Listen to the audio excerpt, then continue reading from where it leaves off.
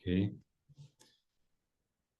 Então, o texto de abertura, esse que foi divulgado, é o texto de Efésios, capítulo 3, dos versículos 14 ao 21.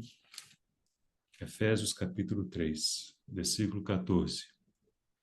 Por esta causa me ponho de joelhos diante do Pai, de quem toma um nome toda a família, tanto no céu como sobre a terra, para que, segundo a riqueza da sua glória, vos conceda que sejais fortalecidos com poder mediante o seu Espírito no homem interior. E assim habite Cristo no vosso coração, pela fé, estando vós arraigados e alicerçados em amor, a fim de poderdes compreender com todos os santos qual é a largura e o comprimento, e a altura e a profundidade, e conhecer o amor de Cristo, que excede todo entendimento, para que sejais tomados de toda a plenitude de Deus.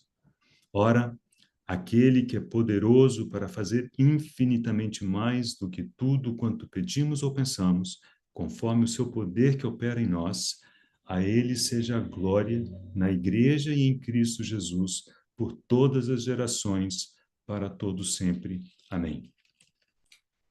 Senhor, nós queremos nos prostrar diante de Ti em gratidão e adoração, pela oportunidade de estarmos mais uma vez juntos a Teus pés. Senhor, desejamos e precisamos ser instruídos pelo Senhor e ouvirmos a Tua voz, contemplarmos a Tua face mais uma vez. Senhor, por isso pedimos a ajuda do Teu Espírito, a condução do Teu Espírito. Senhor, a instrução do Teu Espírito. Dá-nos um coração ensinável, Senhor, um coração que se aquiete diante de Ti. Oramos com expectativa, em nome de Jesus. Amém. Temos considerado orações do apóstolo Paulo, conforme registrado nas suas epístolas. Eu vou começar com uma leitura de um parágrafo. Ele vem de um livro sobre as orações do apóstolo Paulo, escrito pelo Griffith Thomas. Só que ele, nesse parágrafo, ele está citando um outro irmão de sobrenome McLaren.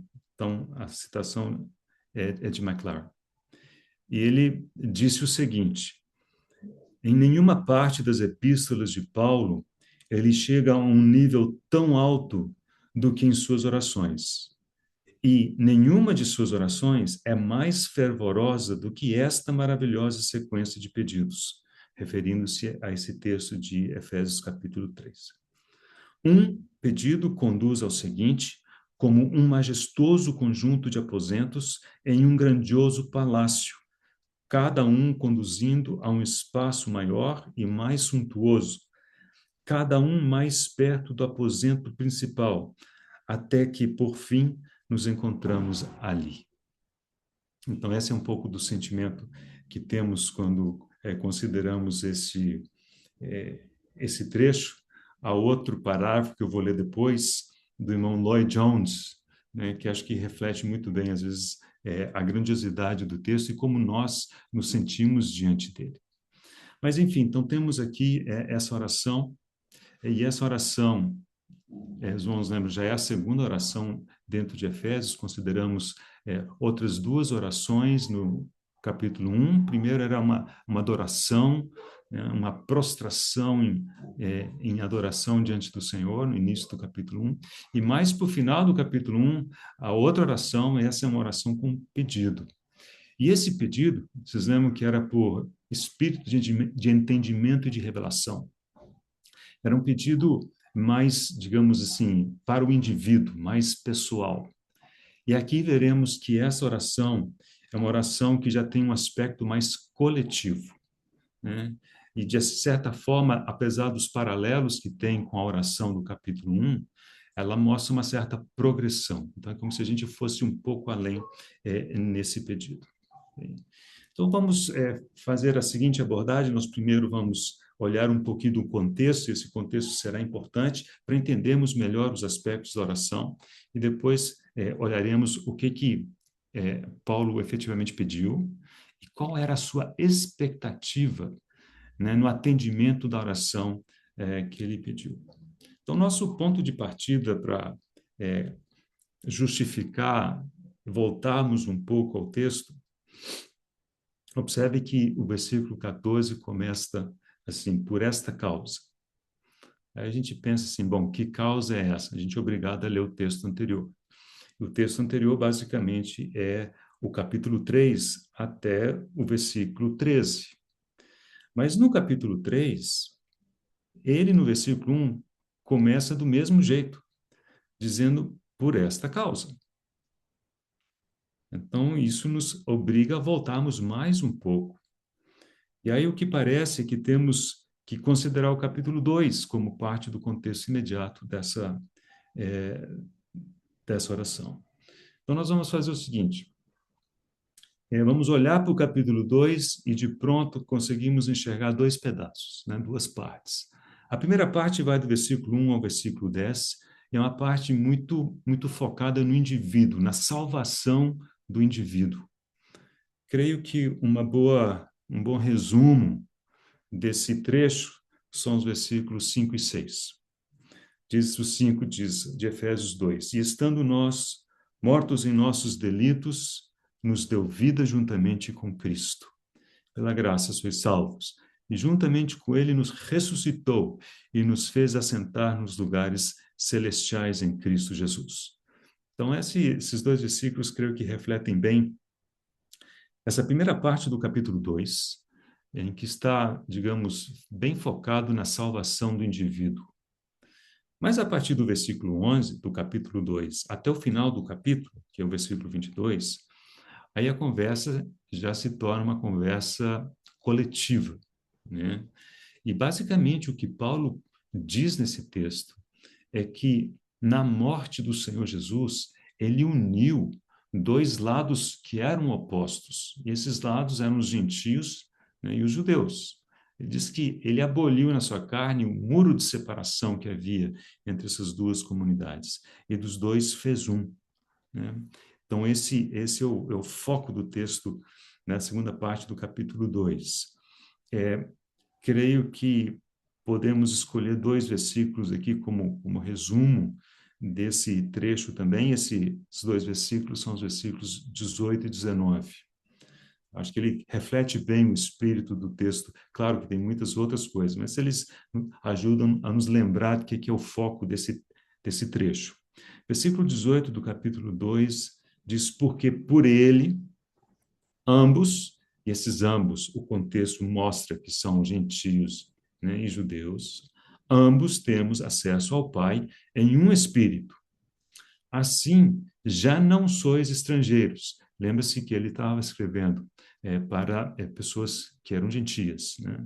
Então, já não sois estrangeiros e peregrinos, mas concidadãos dos santos e sois da família de Deus.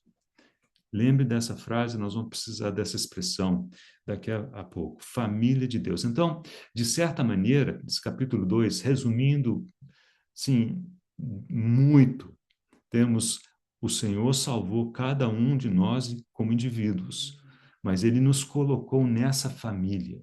E é uma única família, onde não há mais judeu, não há mais grego, não há mais bárbaro, né?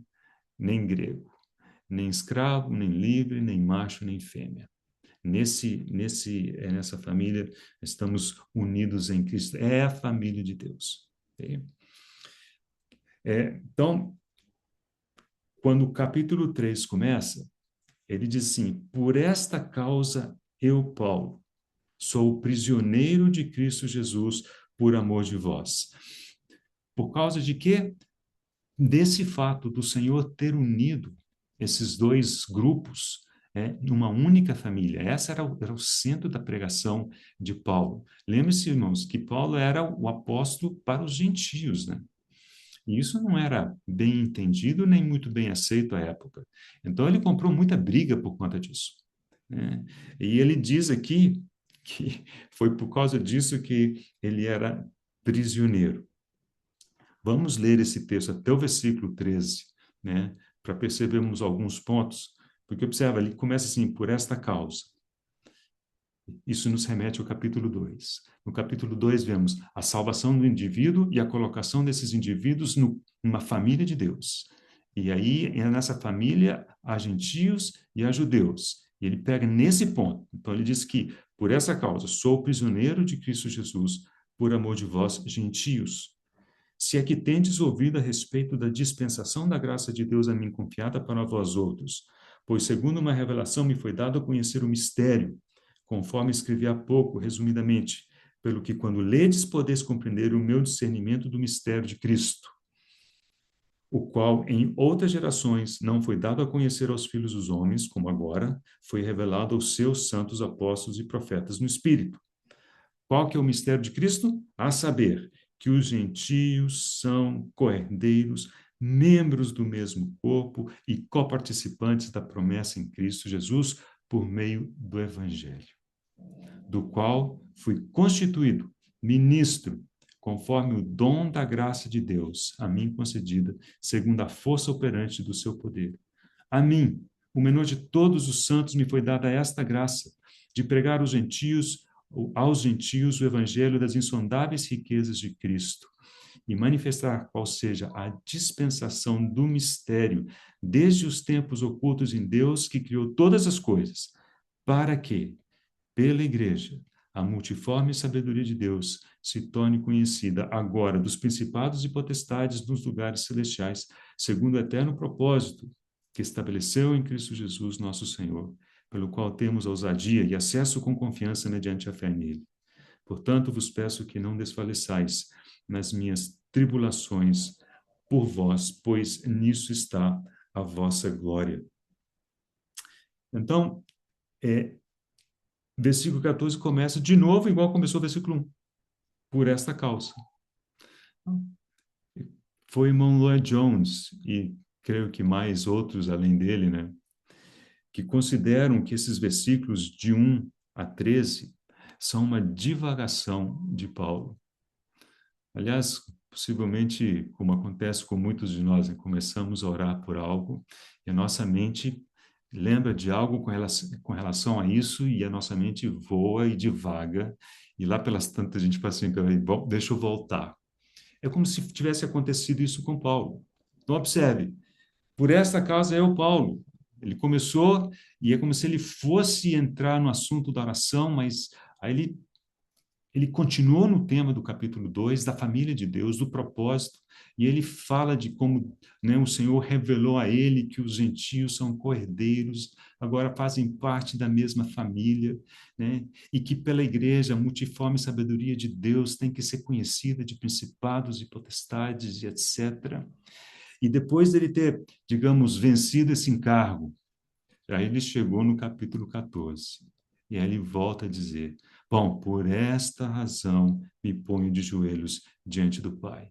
Ele começa a oração a partir, né, dali.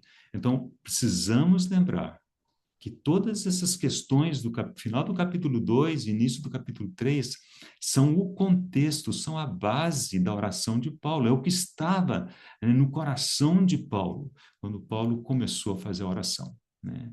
Esse fato da família de Deus ser composta de pessoas tão diferentes. Né?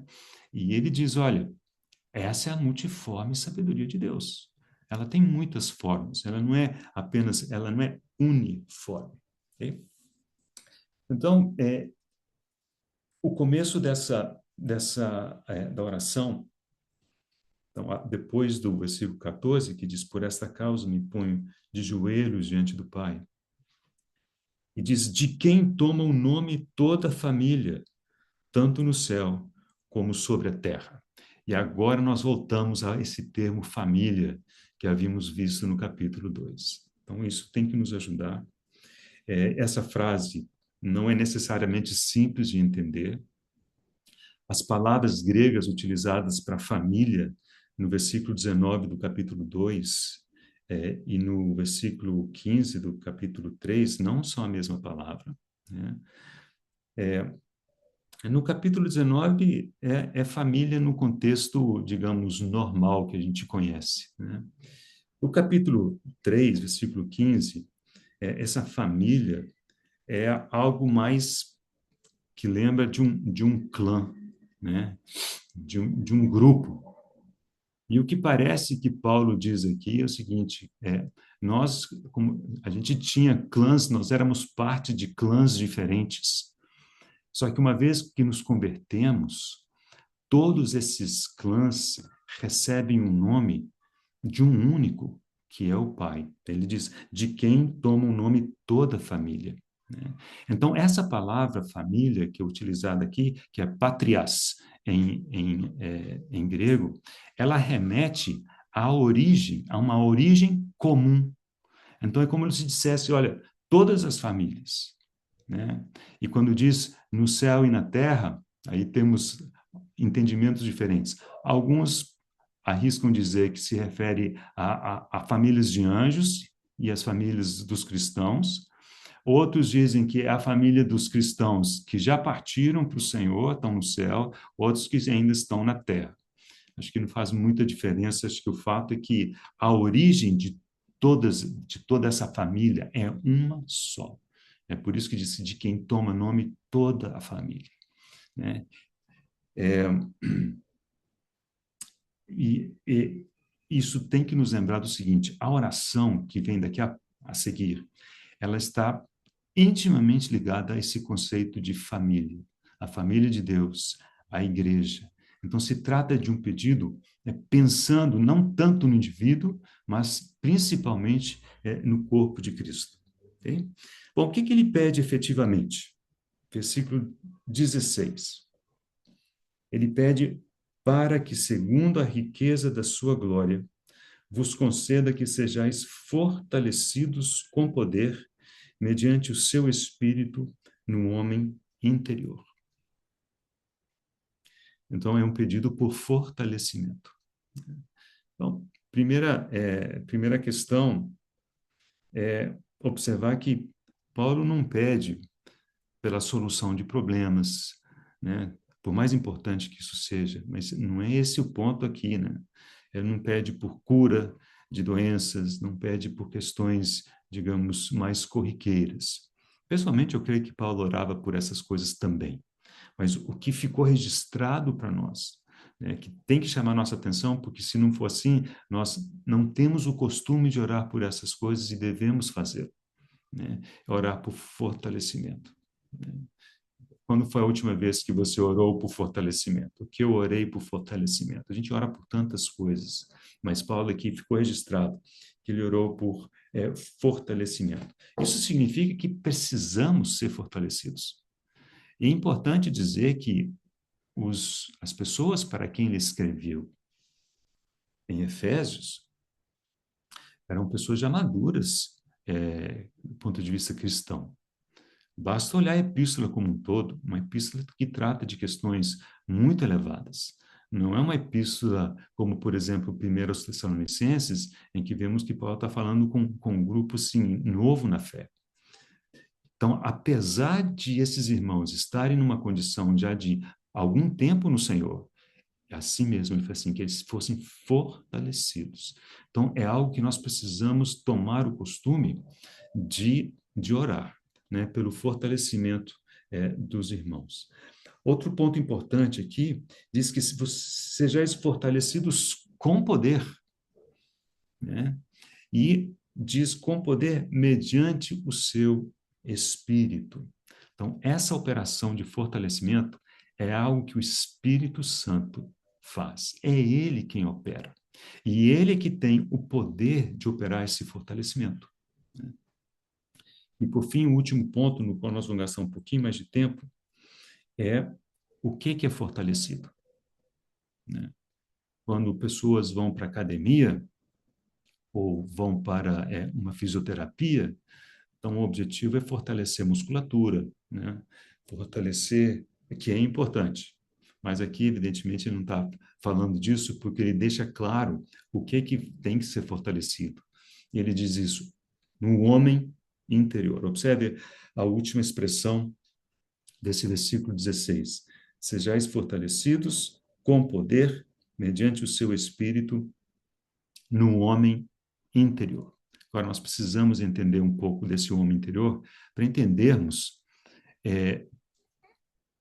o que realmente estava no coração de Paulo, qual era o foco da oração de Paulo.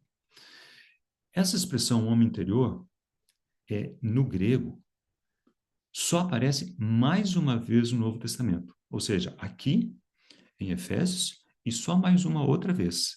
E essa vez em Romanos, capítulo 7, versículo 22. Eu convido os irmãos a abrirem comigo em Romanos 7, 22.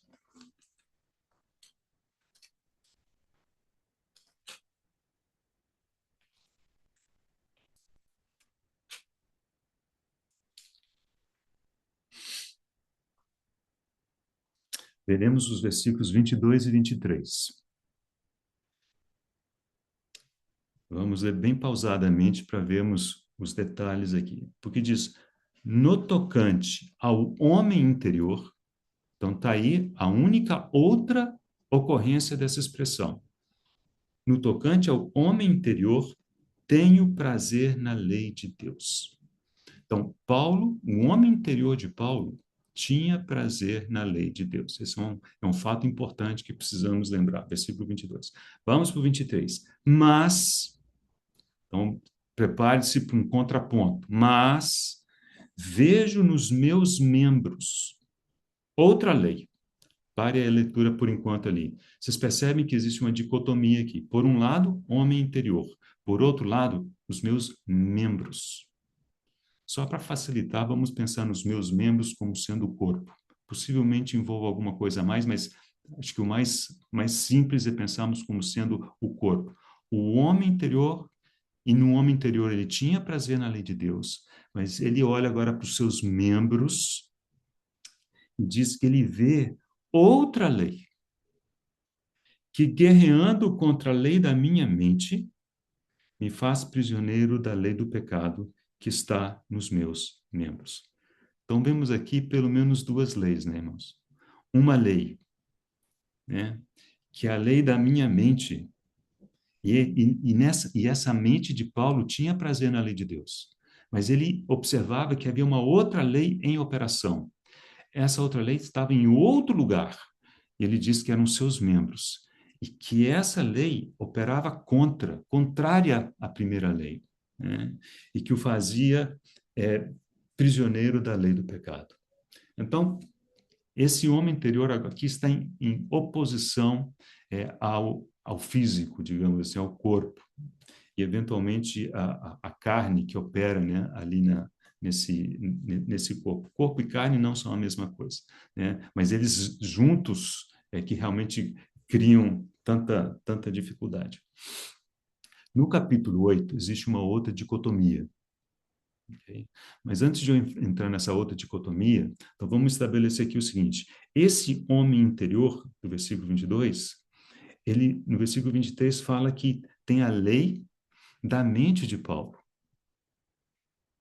Então, está associada à mente de Paulo, e a mente sabemos que está, né, associada à nossa alma, fonte de desejos, de vontades, né, de pensamentos, isso está na alma, e a lei da mente de Paulo tinha prazer na lei de Deus, né, e isso está no homem interior. Então, por um lado, o homem interior inclui a alma, mas não só a alma, né?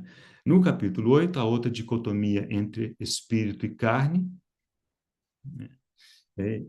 Existem também as duas leis associadas ao espírito e à carne. O versículo 1 do capítulo 8 já diz, né, que nenhuma condenação há para os que estão em Cristo Jesus, porque a lei do espírito da vida te livrou da lei do pecado e da morte. Então, outras duas leis, mas agora a dicotomia é espírito e a carne. Então, se juntarmos esse trecho, porque é um trecho único, né, gente? Nós estamos com a divisão em capítulo 8, mas essa é uma divisão artificial. Então, não erramos ao pensar o seguinte, que o homem interior é a união do espírito e da alma. Ele inclui a parte, digamos, invisível do homem, né? Sendo que a parte visível é o corpo, os membros. Agora, eu quero ler com os irmãos outros dois textos que nos ajudam a entender isto, mas não tem a mesma expressão. Então, com respeito à expressão grega homem interior, somente temos esses dois casos. Efésios 3,16 e aqui Romanos 7,22. Mas olha que texto útil para nós. 2 Coríntios capítulo 4. 2 Coríntios capítulo 4, versículo 16. Paulo escreveu: por isso, não desanimamos. Pelo contrário, mesmo que o nosso homem exterior se corrompa, contudo, o nosso homem interior se renova de dia em dia. O grego não traz a expressão homem interior. Isso tem implícito. Então, no grego, ele fala assim, ainda que o nosso homem exterior se corrompe, né, aí diz, o resto, né, se renova de dia em dia. E os tradutores, corretamente, penso eu, complementaram aqui o sujeito implícito, colocando ele explícito, o homem interior. Agora, o homem exterior é explícito no grego. E por esse versículo, a gente começa a entender, né, as diferenças, né? Então, o homem exterior é aquilo que dia a dia vai degradando, né? Se corrompe. É o corpo que envelhece, né? Que aos poucos volta ao pó, né? Então, mais uma vez, temos a confirmação aqui de que o homem exterior, os membros, está associado à parte visível do ser humano, e o homem interior é aquela parte que nós não vemos. E, por fim, primeira epístola de Pedro. Primeira epístola de Pedro.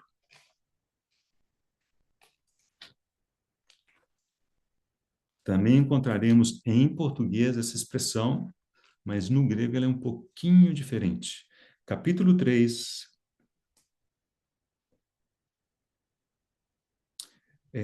A expressão aparece no versículo 4, mas vamos ler o versículo 3 para a gente pegar um pouco do contexto. Primeira epístola de Pedro, capítulo 3, versículo 3, não seja o adorno da esposa o que é exterior, como frisado de cabelos, adereços de ouro, aparato de vestuário, seja, porém, agora observe essa frase, o homem interior do coração, unido ao incorruptível trajo de um espírito manso e tranquilo, que é de grande valor diante de Deus. Essa expressão que Pedro usou, né, homem interior, não é exatamente igual à de Paulo. A palavra homem, anthropos, é a mesma. Mas Paulo usa uma palavra grega que é exo, que é interior, e ao passo que Pedro aqui utiliza uma outra palavra, que é kruptos, que significa escondido. É o homem escondido, aquele que está, né, que foi reservado, que está escondido, está oculto. O significado, irmãos, eu creio que é o mesmo. Claro, a palavra, os termos gregos não são iguais, mas a ideia é a mesma. E aqui temos mais uma ajuda. Diz assim, o homem interior do coração. E como sabemos que coração no Novo Testamento é basicamente a união, né, do espírito e da alma, então acho que está mais ou menos confirmado que podemos entender o homem interior como sendo esse conjunto invisível do homem, que é espírito e alma.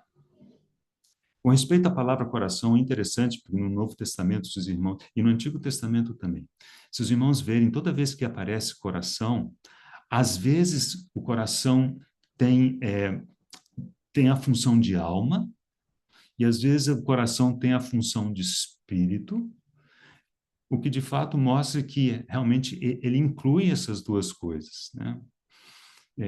Vocês lembram de Hebreus 4:12, quando diz que a palavra de Deus é viva, eficaz e mais cortante do que qualquer espada de dois gumes, que penetra, né? E ela é capaz de fazer divisão, alma e espírito, né? E discernir propósitos e pensamentos do coração. Então, alma e espírito estão no coração. E a palavra de Deus é aquela que a única capaz de discernir claramente entre uma coisa e outra. Então, enfim, esse homem interior é o coração. Vamos utilizar isso daí, vai nos ajudar daqui a pouquinho, né, a entendermos o que está por detrás. Então, quando Paulo pediu por fortalecimento, é como se dissesse, olha, o espírito e a alma dos irmãos precisam ser fortalecidos, né? E o fortalecimento da nossa alma, irmãos, os irmãos lembram por outros textos, é o que muitas vezes a gente chama da salvação da alma, né? Não é que a alma em si fique forte. A alma, ela é salva na medida que ela se rende ao espírito. Essa é a salvação da alma. Na operação da cruz, a alma que se rende é uma alma que é salva, é uma alma que é fortalecida no Senhor. Bem, então, com isso, creio que podemos avançar na oração, né, de Paulo. Então, o que ficou claro, assim, pelo que ele pediu? Ele pediu por fortalecimento. Fortalecimento de quê? Do homem interior. O que é o homem interior? É esse conjunto de espírito e de alma, que muitas vezes a gente chama de coração. Versículo 17, agora é uma das consequências. E assim habite Cristo no vosso coração. Olha o coração aparecendo aí. É como se ele dissesse, e assim habite Cristo no vosso homem interior. Pela fé, estando vós arraigados e alicerçados em amor. Bom, mas agora nós precisamos entender isso bem. Que alguém poderia dizer assim, não, mas peraí, eu achei que o Senhor já habitasse, né, em meu coração. E a resposta é sim, claro. Então vamos ver dois textos para nos ajudarmos a lembrar disso, para não acharmos que Paulo estava pedindo que o Senhor viesse pela primeira vez habitar, né, naqueles irmãos. Dois textos. O primeiro deles está em Gálatas, capítulo 4. Gálatas, capítulo 4.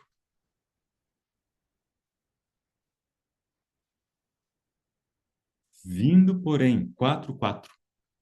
Vindo, porém, a plenitude do tempo, Deus enviou seu Filho, nascido de mulher, nascido sob a lei, para resgatar os que estavam sob a lei, a fim de que recebêssemos a adoção de filhos. E porque vós sois filhos, enviou Deus ao nosso coração o Espírito do seu Filho que clama, Abba, Pai. Então, quando cremos, o Pai manda seu Espírito.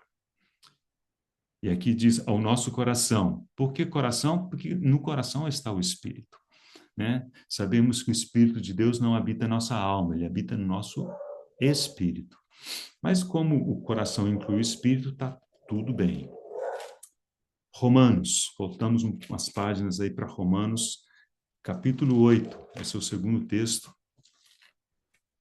Romanos, capítulo 8.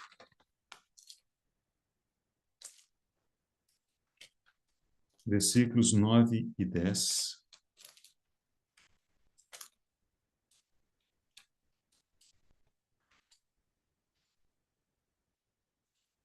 Vós, porém, não estáis na carne, mas no Espírito, se de fato o Espírito de Deus habita em vós. E se alguém não tem o Espírito de Cristo, esse tal não é dele. Dito de outra maneira, todo mundo que é do Senhor tem o seu Espírito. Essa é a marca. Esse é o selo. Versículo 10. Se, porém, Cristo está em vós, o corpo, na verdade, está morto por causa do pecado, mas o Espírito é vida por causa da justiça. Então, voltando para Efésios, e à medida que você voltar, se quiser parar no capítulo 1, apenas para lembrar de um texto, capítulo 1, versículos 13 e 14, eles confirmam que a gente tem visto nesses outros textos. Diz que em quem? Cristo, né? Também vós, depois que ouviste a palavra da verdade, o evangelho da vossa salvação, tendo nele também crido, fostes selados com o Santo Espírito da promessa, o qual é o penhor da nossa herança, até o resgate da sua propriedade, em louvor da sua glória. Então, irmãos, não há qualquer dúvida que o Espírito Santo habita em todos os que foram regenerados. Ele é o selo, ele é a marca, a maneira de Deus dizer, esse é meu, esse foi regenerado. Então, se o Senhor, pelo seu Espírito, habita em nós, desde o dia em que nós nos convertemos, o que significa essa oração de Paulo? Ele diz, olha, está orando por fortalecimento, e uma das consequências, e assim habite Cristo em vosso coração.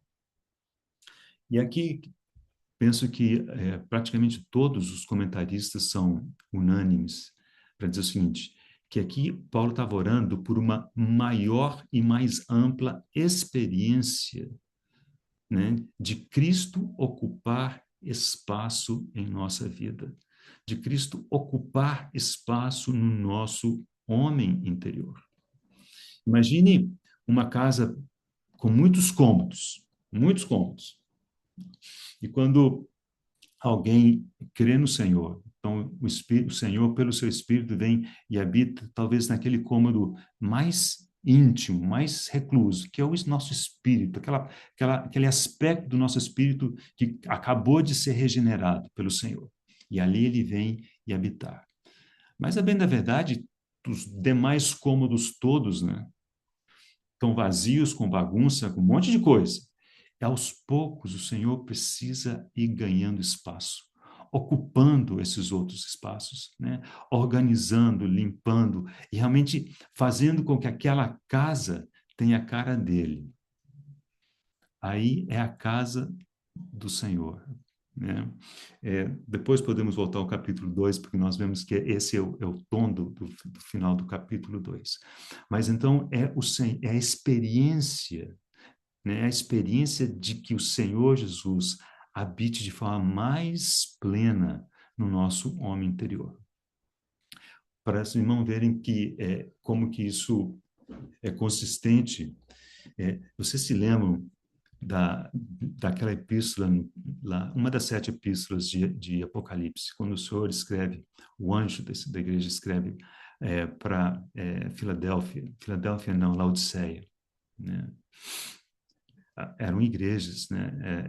Eram pessoas convertidas ao Senhor. Mas aquela figura que o Senhor utiliza, capítulo 3, versículo 20, diz assim, eis que estou à porta e bato. Se alguém ouvir a minha voz e abrir a porta, entrarei em sua casa, cearei com ele e ele comigo. Então, assim, é o Senhor do lado de fora, o que é um contrassenso. Mas observa que o fato, o foco, esse entrar e cear, é ter comunhão. É como um Senhor que está na casa, mas não há comunhão com ele. Ele está, digamos, no canto, esquecido num canto. Ele está batendo para que ele seja admitido, né, para dentro, para a comunhão da casa, para o cear. Então, me parece que esse pedido de Paulo tinha esse objetivo, né? E assim habite Cristo mais plenamente, mais amplamente, com maior realidade, né, no coração pela fé. E alguém mencionou o seguinte, que isso, irmãos, é tão glorioso. O Senhor é tão rico, é tão amplo, que nós precisamos ser fortalecidos para recebermos mais o Senhor. Senão, é como se despejar um monte de água num vaso que é muito frágil, acaba arrebentando, não tem como sustentar, segurar aquilo. Então, o vaso tem que ser fortalecido, tem que ser ampliado, tem que ser capacitado para receber um maior aporte de Cristo, para que o Senhor possa habitar mais plenamente na nossa vida. Então, precisamos, irmãos, ser fortalecidos na nossa alma e no nosso espírito. E estando vós arraigados e alicerçados em amor. 2 palavras muito bonitas que aparecem aqui, arraigados e alicerçados. Arraigado tem a ver com árvore, né? Planta. E alicerçado, alicerce tem a ver com construção, né? Com prédio, né? Mas uma coisa eles têm em comum: tanto as raízes quanto os alicerces, irmãos, são coisas que estão ocultas, estão debaixo da terra, não se vê. Assim como o homem interior não se vê.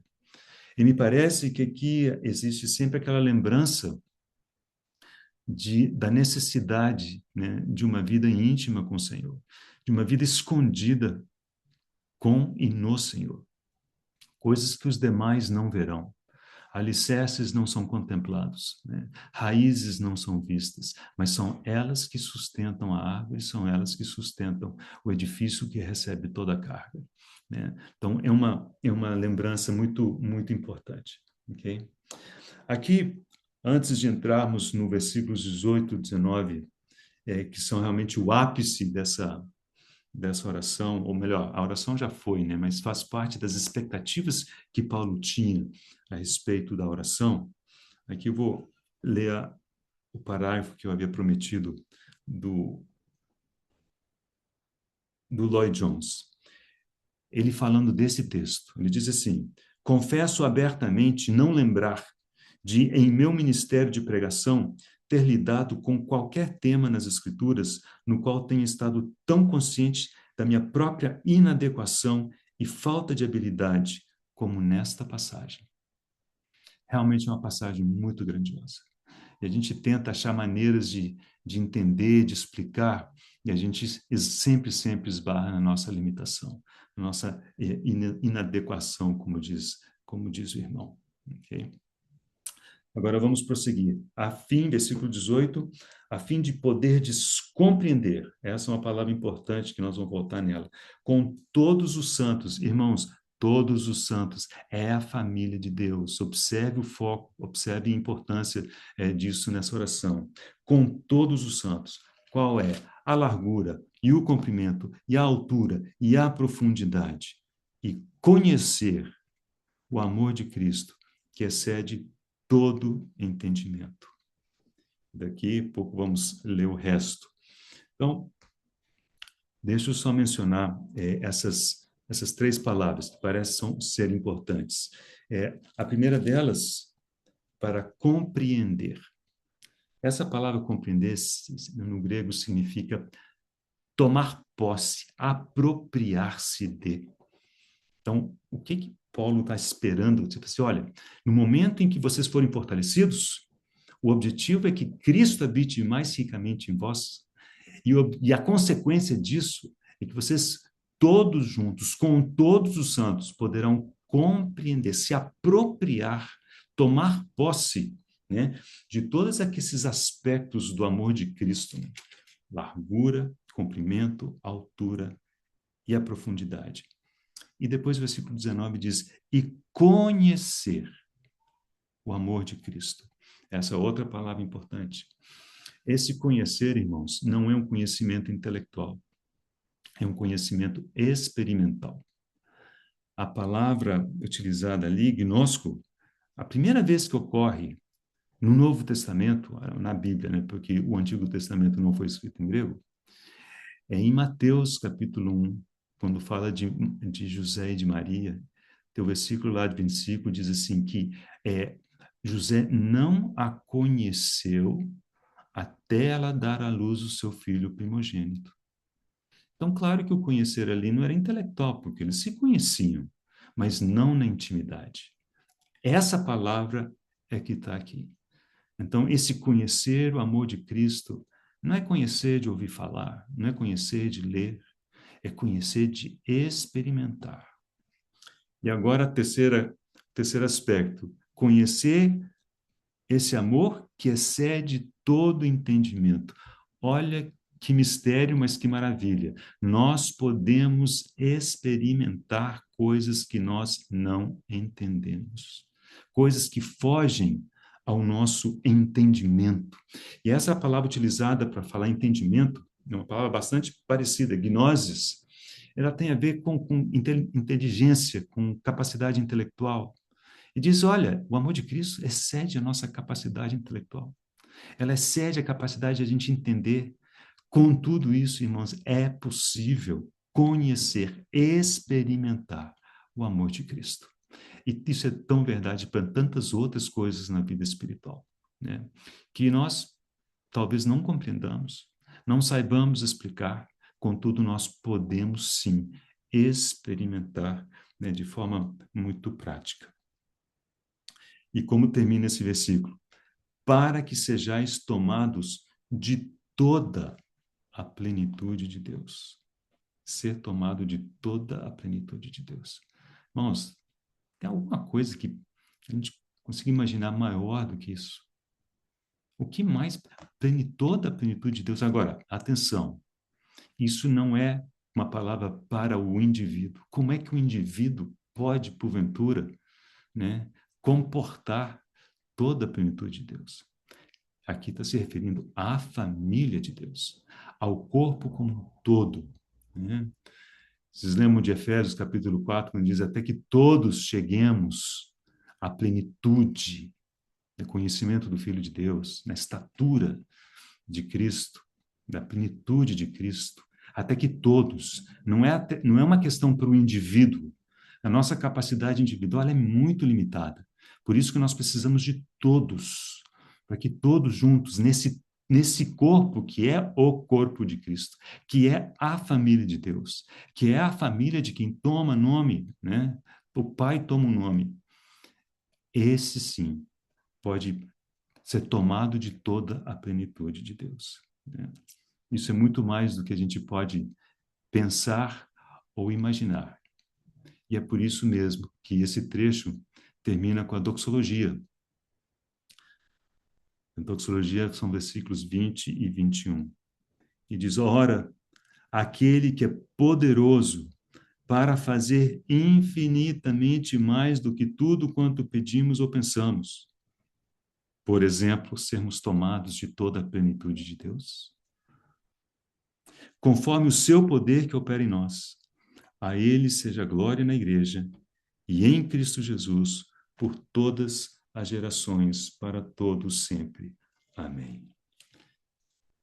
Irmãos, é um texto muito rico, que vale a pena os irmãos gastarem tempo, voltar a esse texto e considerar, né, a grandiosidade do que Paulo, né, deixou, primeiro na forma de uma oração e também na forma de uma expectativa de o que ele esperava que acontecesse em decorrência do atendimento dessa oração. Eu vou terminar com 3 citações, e aí a gente conclui. A primeira citação é do Bishop Moule. E claro, as três citações têm a ver com esse texto. É um livro dele sobre o Espírito Santo, de 1890.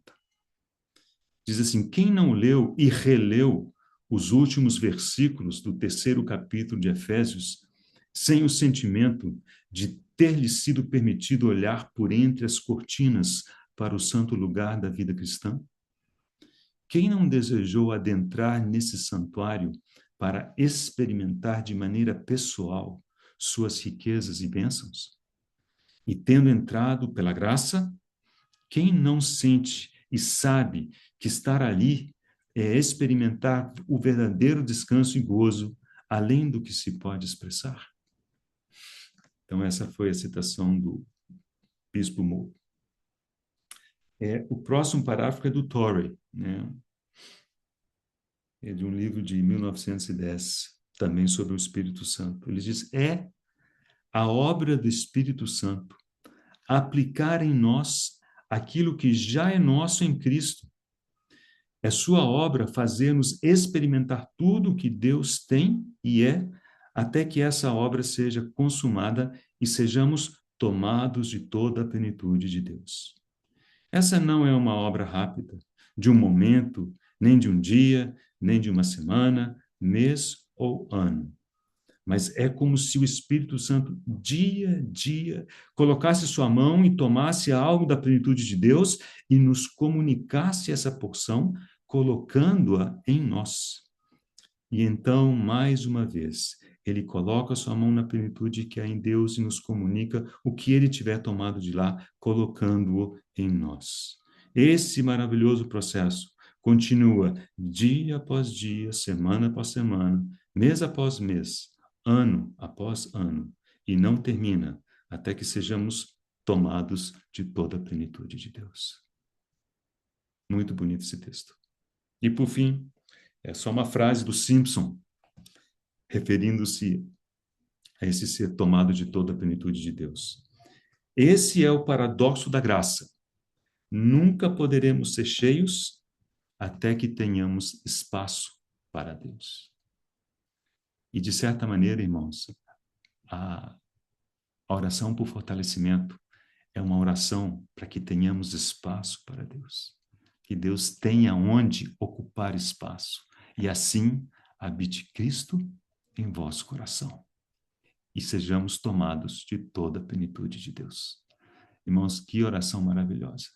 Às vezes a gente gasta tanto tempo pedindo coisas importantes, mas em perspectiva pequenas respeito a isso. Vamos aprender a orar, né, por fortalecimento. Acho que é um exercício excelente para a igreja. Que o Senhor nos abençoe, né, e que conceda que sejamos fortalecidos, né, com poder, mediante o seu Espírito, no homem interior. Amém. Somos gratos a Ti, Senhor, pela Tua palavra, e pedimos mesmo que o Senhor nos encoraje e nos ensine a orarmos por aquilo que está em Teu coração, porque o Senhor tem um propósito com todas essas coisas. Ajuda-nos a orarmos, Senhor, pelo fortalecimento dos nossos irmãos, para que o Senhor tenha cada vez mais espaço em nós e entre nós. Glorifica o Teu nome. Oramos em nome de Jesus. Amém.